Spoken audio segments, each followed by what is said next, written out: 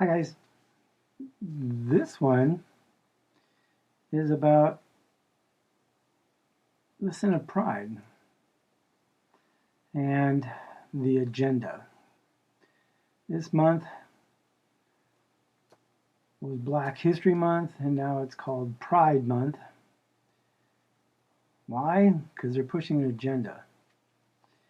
And what I mean by that is, like a lot of times they end up passing laws, that we're going to do environmental health, or we're going to do change of the infrastructure. We're going to build new roads, and we're going to do all this stuff. Okay, and it sounds good on the outside, like like healthcare. Okay, and they tack on all these other little pet projects and other little bills, and all these congressmen and senators have their own little agendas. And so I'm only going to sign for your thing, if you tack on my one little pet project. And so they want money for whatever, to line their pockets, to help their friends, to do whatever. Then there's people that are lobbyists that go in there and what? Lobby, which is basically political bribes as far as I can see it. Here, vote for my company that's going to give your pet project or whatever else, your charity or donation, a bunch of money. Where am I going with all this? Well, Lucifer has an agenda, and his agenda is to screw up whatever God has planned, which we all know that's impossible. But he doesn't know that, and how's he going to do it? Just overtly, make people do evil? Nah, it's way easier to do subtlety,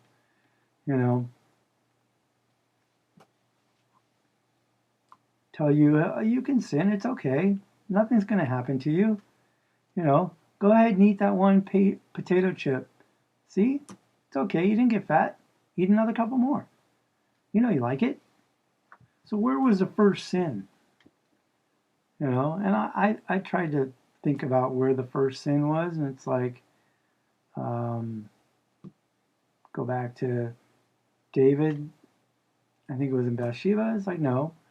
Okay, was it all the people that were sinning at Noah's time? No. Was it Sodom and Gomorrah and with Lot? No. Okay, let's go back a little farther. Adam and Eve in the Garden of Eden. That was the first sin, right? The original sin is what they call it. And I'm looking at this going, that wasn't the original sin. The original sin started with Lucifer, the father of all lies. Because what did he think? Oh, I can be like the Most High. I can be better than him. It was his pride. And where does pride come from? From jealousy. I want to be like God. I want to be better than him. I want to be, conquer God. Which is, are you kidding? He created everything. That's impossible. So, how can that happen? It can't. But he thought he could. And so, he fell from grace because he kept trying to be better than God. So, what does this have to do with what I'm talking about? Well, there's human trafficking worldwide. Little kids are being sold by their families so they can be in a better life, or you know what? You're starving in this country. We've made it. The people that control the strings can make a garden out of a desert by introducing water. But why? That would cost money and there's no return. Or they can starve people out of countries and say, hey, sell me your kids cheap, and don't worry, they'll go to a better place. And what they do is they sell them into sex trafficking, or body parts or whatever. Here in the U.S., there was always a kid missing on a milk carton. We no longer have milk cartons. I mean, we do, but they no longer put the missing kids on them. So where are all the missing kids? Hundreds of thousands of kids go missing a year just in this country. Think about it worldwide. And who is the largest entity that does trafficking? Well, if you're the father of all eyes, you're going to say you're the one that is the best, that you should trust. It's a religion that's been set up. So who has their tentacles in every single country? Not everyone, but most of them. They have churches everywhere, and they collect donations everywhere. And it all goes back to a central location. And even your taxes, where do they go? You think they go to fix your roads and support you? Nope. They go to an organization that has been exposed for pedophilia and trafficking of human bodies. You know, when you work at a company, they have a department. Every department is part of a corporation. So if you look at your governments, how many they all have departments and agencies, those are all from corporations. Just to let you know. So then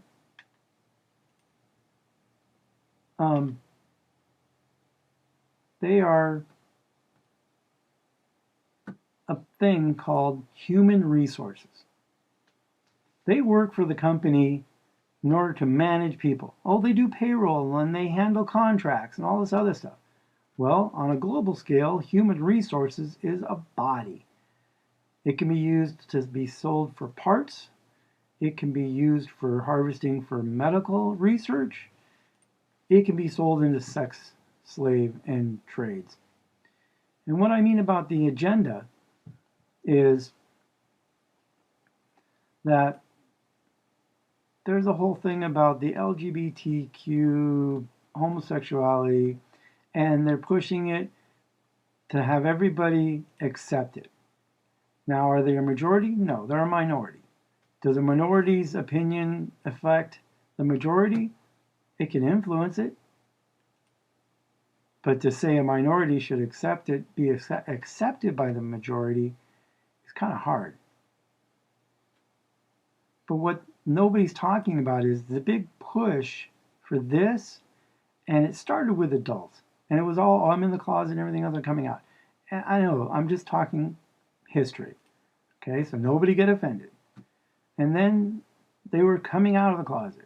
And now it's acceptable in some groups. And they're passing laws, whether you like it or not. And I see high school kids, and now junior highs. And now they're going after grade school and preschools to push this agenda that it's an okay lifestyle.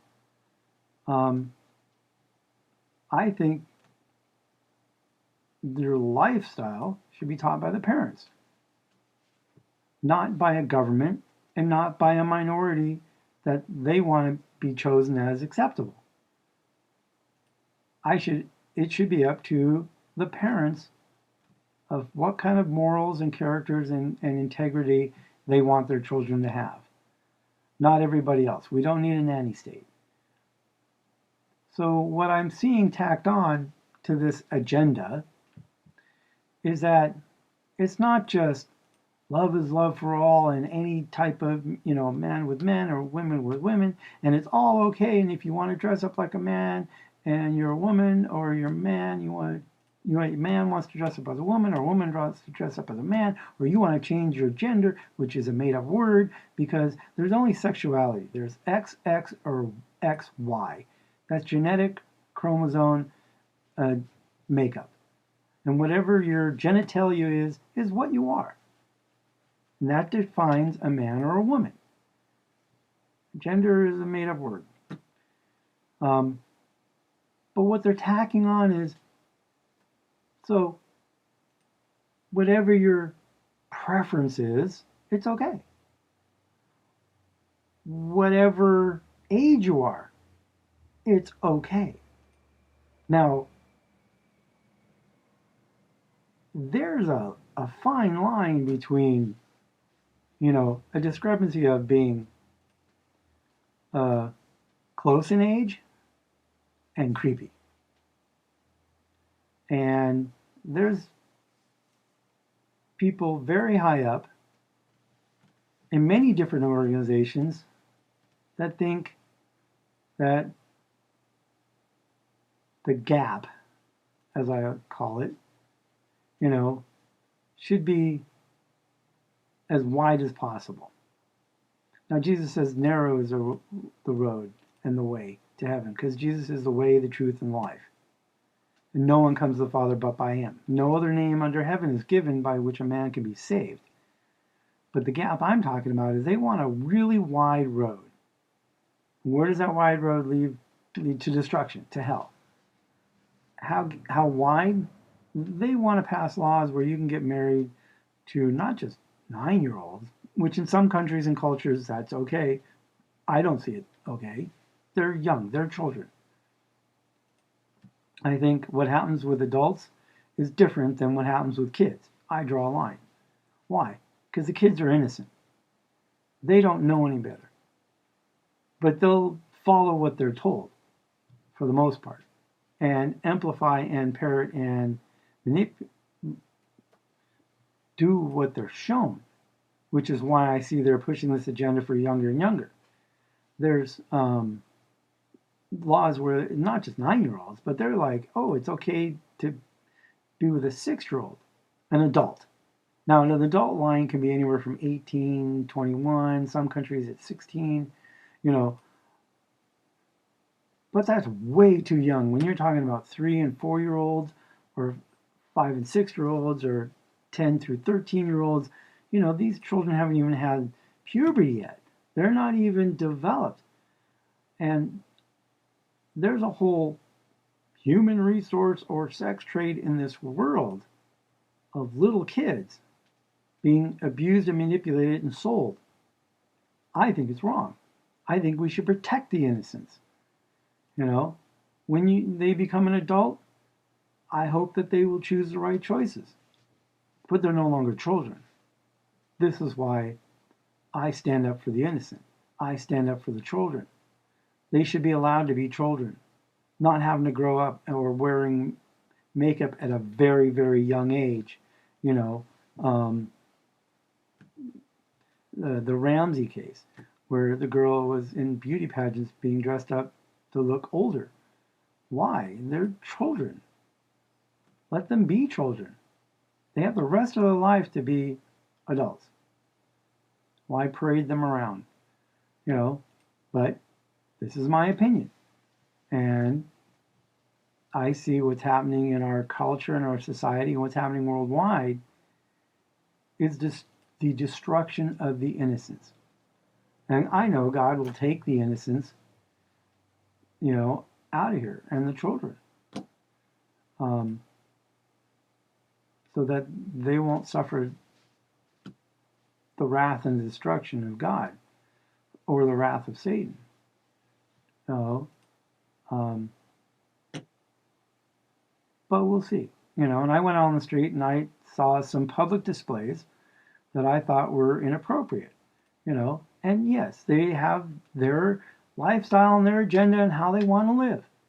And that's your choice. I don't agree with it. I think that you should turn from your sin and run to Jesus as fast as possible for what's coming. But if you don't want to listen to me, that's your choice. God gives us free will. You can choose Jesus or you can go to hell. Pretty simple. You can choose God or mammon, and mammon is money. So you can choose money or you can choose God. Where's your priority? In this world or the next? But people say, well, they have a right and they have dignity and everything else. Here's my other side of this point. Children have a right to their innocence, not to be exploited or to be manipulated by images or TV or music or radio or any other type of imagery that can affect their mind and their soul and their body. The eyes are the windows of the soul. What you see makes an impression. So if you're reading the Bible and you're seeking God, good things are going in.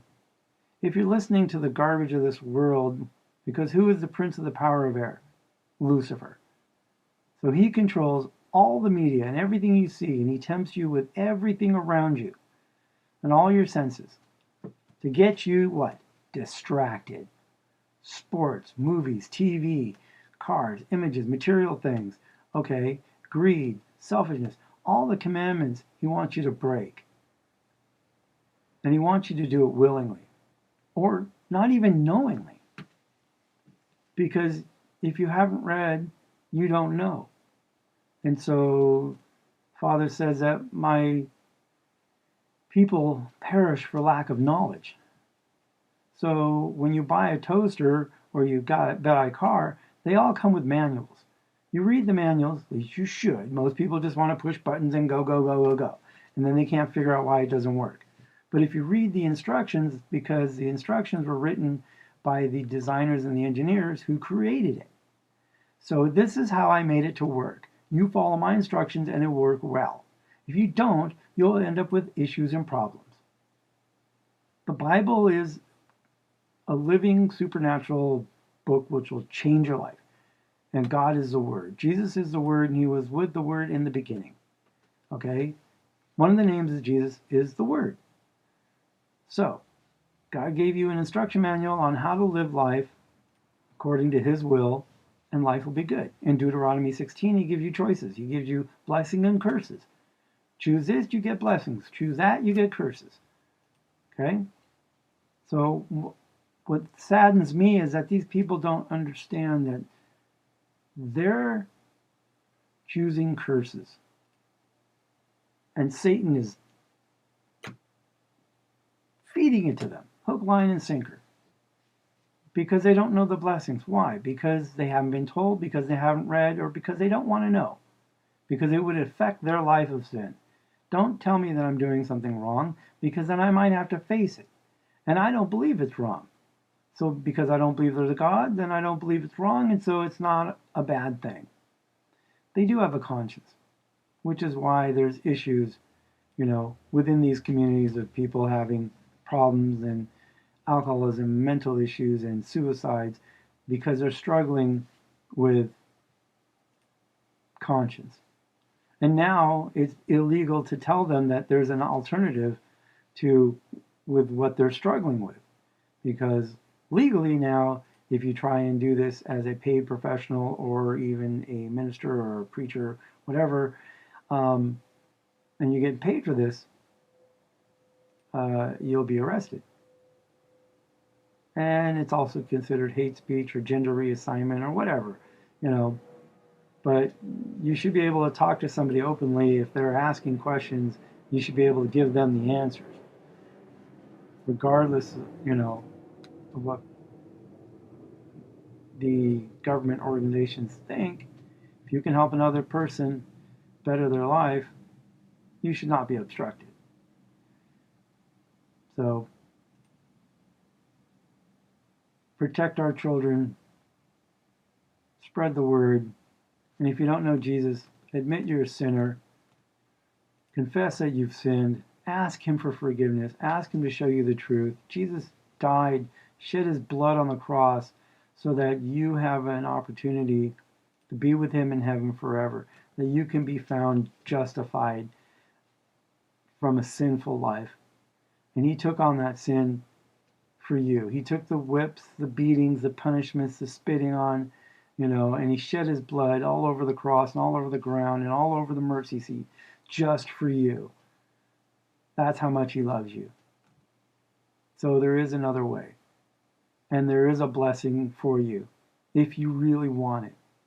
Seek God. Ask him to show you the truth, and he will. Love you, guys. This is what I have to put up with. Pride. The pride life. They flaunt it. They say it's okay. Hey, it's Pride Week. Let me pull you guys in.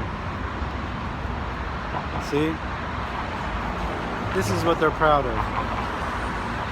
Jesus calls this an abomination. God says Men shall not dress up with women's clothing. Why do I have to see this? Because it's acceptable, but not to me. I don't think it's okay. And this is a public display showing God's rainbow of a promise and twisting it, as Satan does, into this.